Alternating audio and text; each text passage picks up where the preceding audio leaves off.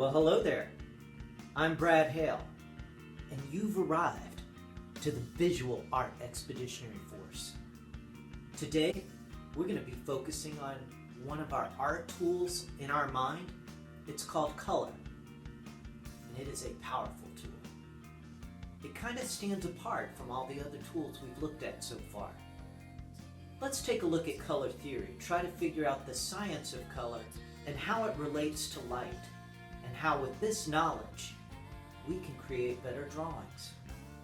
Let's go explore. Here we go.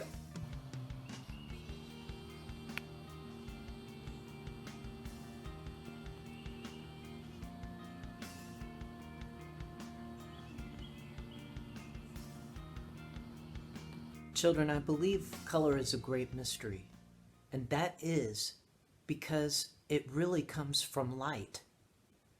Light reveals how we see things in the world around us. And our eye reads and discerns objects with this information from the light and translates that information into different colors. To really understand how an artist can see things around them and then use that knowledge to create art, many people have created what we call color theory. And our color theory discussion is going to begin with the three primary colors. Let's talk about why they are important. So it's clear the primary colors come first. Only red can make red. No other color we know or understand can make red except for red. The same is true for yellow. The same is also true for blue. Only blue can make blue. Only yellow can make yellow, and only red can make red. This is important to know.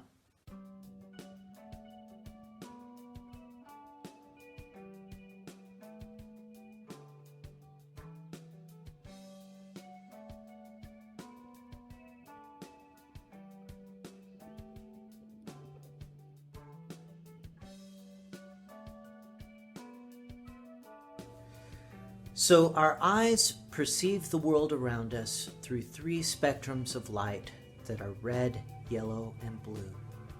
And from those three colors, we will see and discern all the other colors here on this planet that we will ever come across. So I know that it's no secret to you that you know there's more than three colors. So let's talk about why. So when we combine the three primary colors, we get some other sets of colors that we like to talk about, and the first set we say is the secondary colors. And these colors are simply orange, green, and purple.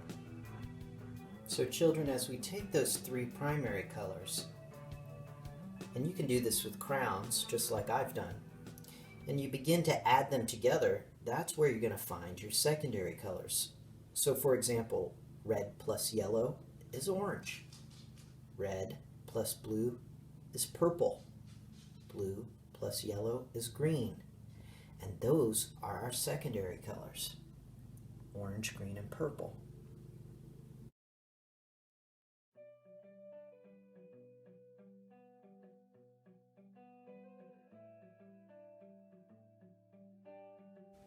Okay, so now we understand the primary colors and the secondary colors, but what about those strange in-between colors? Well, we call those tertiary colors. Tertiary colors. I know, I don't know why we have to label everything. I guess, children, it's because it helps us to process information. Let's take a closer look at those and see what those are all about. So children, you can see there's a total of 12 colors that we're focused on here for our purposes. There are many more combinations that you can achieve, especially when we start to talk about white and black, adding tints and shades. But let's keep our discussion here at these 12 for now. So we had red, yellow, and blue as our primary colors, and then we had orange, green, and purple as our secondary colors. And then we get 6 more colors. So we get blue-green, that's a tertiary color. Yellow-green, that's a tertiary color. Red purple, some would say red violet, that's a tertiary color. Blue violet or blue purple, that's a tertiary color. Red orange, that's a tertiary color. And yellow orange. And you've probably seen a color wheel before, and I know in my class I've talked about this a lot with my children.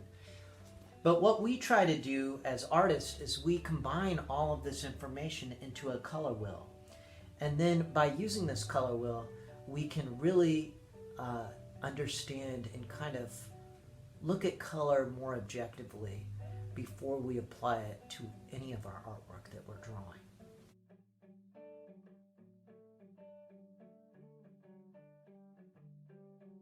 So as we think of that toolbox in our mind, we come to understand that color is another powerful tool of the mind that we can use to create more power in our art. So children, a side note here, I pulled out from, I believe it was episode 3, our discussion of another art element called value. And value is where we control light to dark, either with one color or a shade of gray, like with our pencil. And we looked at those different tones.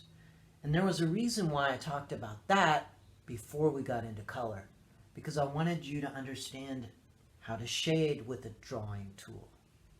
Now we're going to take that knowledge and we're going to apply it to the color wheel.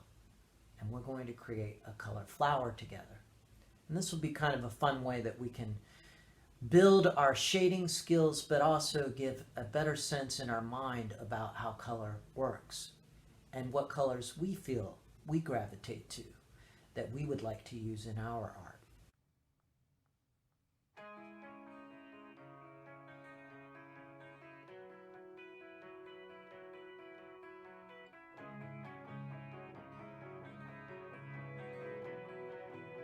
So children, you can see I have a traditional color wheel, and then next to it I have a line drawing of a flower, and then a final shaded version of that flower. So there are 12 colors, 12 flower petals, 12 attempts at shading using basic crayons. Let's get to it. So child, I begin with the regular pencil, okay? And I just kind of find the center of a regular piece of paper from a printer, okay, at my house. And I just start with the basic circle. Now, I draw that real light enough that I can erase it. And as you can see, our curved line led to shape, something we've been talking about. So now I'm just going to kind of create almost like 4 lines. So I'm imagining that they cross like a plus sign. And then from there, I'm going to do my first flower petal. Right below it, a second one. And then I'm going to create a total of 4. They kind of follow that plus sign, if you will. Don't worry about the shape of your petals being perfect. It kind of looks like a propeller. Alright, so we need a total of 12 flower petals. So I'm going to do a line in between these, a line in between these. So I'm kind of creating this pattern. So I've got boom, boom, boom, and boom. That's going to lead me to design 1 and 2. And I'm going to follow that pattern around the circle. Whoops.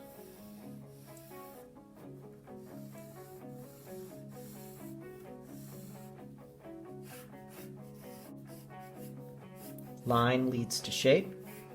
Shape leads to form. Once my pencil line is drawn, I'm going to find a black crayon and outline the center of the flower. I start with red because red is one of the primary colors, and I'm going to do my top flower petal in red. Red violet is the next color that I'm going to use.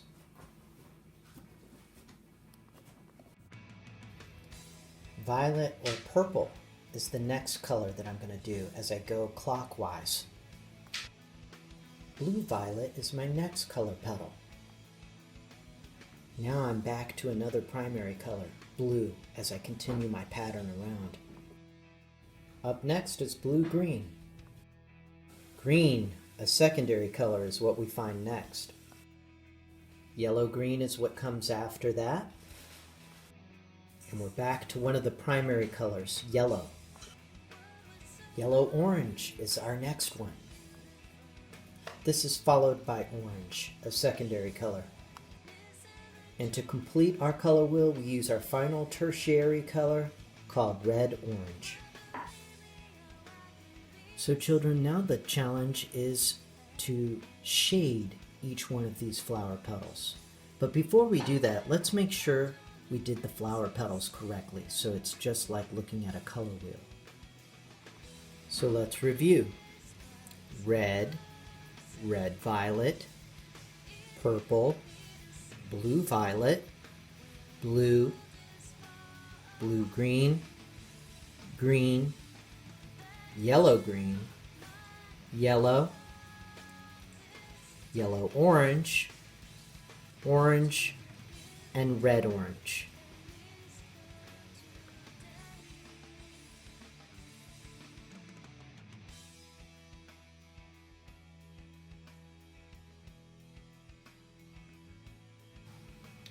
So now it's time to find out, can we really be the boss of our crown?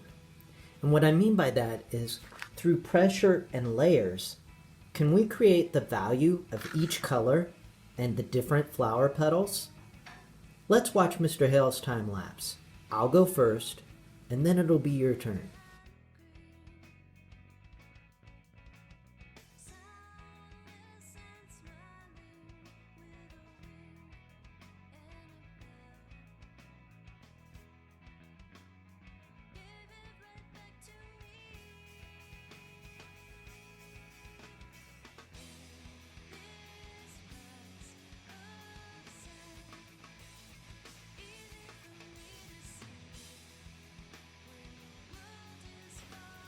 So children, here's a great way to build up your shading skills and to kind of understand color more efficiently and more correctly in terms of how we see things through the three spectrums of light of yellow, red, and blue. I wanted to give you another example of how those crowns shading in the way that we talked about can give you power in your drawing. Here, I took the drawings that we did together when we drew from different students modeling in class, and I added all of the colors to this picture that I had drawn. I have a before and after that I'll share with you.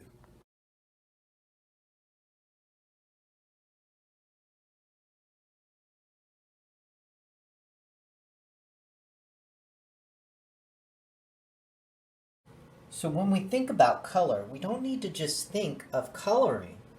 We can also think of shading with the color. And that vibrancy will bring a lot more power and a lot more attention to those who are going to be viewing your artwork.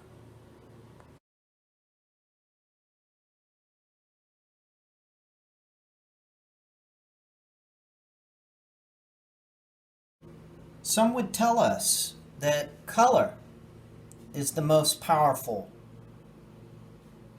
when we talk about the tools of our mind. I don't know if that's true. I know it certainly has a great power to it, but that's what's great about being an artist. You can decide, is it line? Is it shape? Is it color? Is it space? Is it texture? Is it form? What is the art tool that's going to give you the power you're looking for? So children, this concludes our discussion on color. Remember, we are thinking artists. We think before we draw, when we draw, and after we draw. It's my hope that you take this new piece of knowledge and combine it with the other knowledge that we've found and discovered in our other videos and from our class time together. because drawing is a language and it can help us be a better version of ourselves. Additionally, I want to say to you, be good to yourself in your mind. And when you find yourself struggling to get through something, maybe the answer is to change the way you're thinking. Because sometimes the only thing that's holding us back is the way we're thinking. So, until next time, I'm Commander Hale of the Visual Art Expeditionary Force. Be good to yourself and your mind, and I look forward to seeing you again when we can go on a new adventure. Take care of yourselves. All right. Bye-bye. Signing off. Boop, boop, boop, boop, boop, boop, boop, boop, boop, boop.